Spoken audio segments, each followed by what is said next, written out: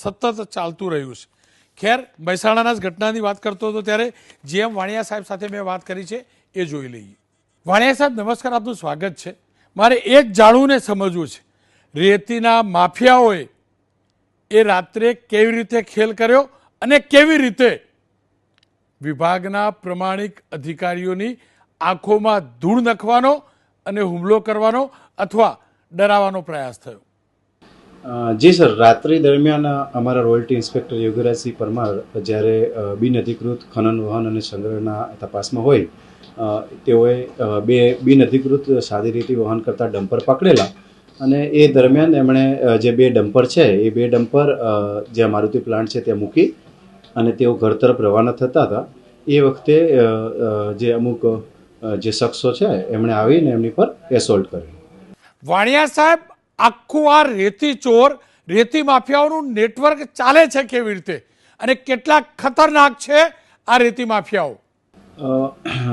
જે ડમ્પર આપણે સીઝ કર્યા હતા, સીઝ કરીને મૂકીને આપણે જે રીતે ત્યાંથી નીકળ્યા જગ્યા છોડીને, ત્યારબાદ એ લોકો જે રીતે આવ્યા હતા તો એ જોતા એવું થઈ શકે કે એ હુમલાના બહુ ખતરનાક હુમલાને ફિરાકમાં હતા. કેટલાક જિલ્લાઓમાં તો એ પણ જોવા મળ્યું છે કે પ્રમાણિક અધિકારીઓનું, આ રેતી માફિયા હોય કે અન્ય ખનીજના માફિયાઓ, એ રીતસર જાસૂસી કરાવડાવે છે. એમના ફોલ્ડરિયા પંટરિયાઓ ગુંડા મારફતે વોટ્સઅપ ગ્રુપથી જાસૂસી કરાવે છે. આપના ધ્યાનમાં આવું કંઈ આવ્યું છે? તમારા જિલ્લામાં આવું કંઈક થયું છે? આ રીતે જાસૂસી કરવી તમારા લોકો માટે કેટલી ખતરનાક છે? સર, એની માટેનું જે તાલુકા પોલીસ સ્ટેશન જે મહેસાણામાં છે એ જગ્યાએ અમે FIR નોંધાવી છે અને જે યોગીરાજસિંહ પરમાર જે છે અત્યારે હોસ્પિટલમાં એડમિટ છે અને આગળની જે કાર્યવાહી છે એ ચાલુમાં છે. આ પ્રકારે રેતીની ચોરી થવી, ખનિજની ચોરી થવી, તે કુદરત માટે એટલે કે નેચર માટે, પ્રકૃતિ માટે કેટલું ઘાતક અને ખતરનાક છે.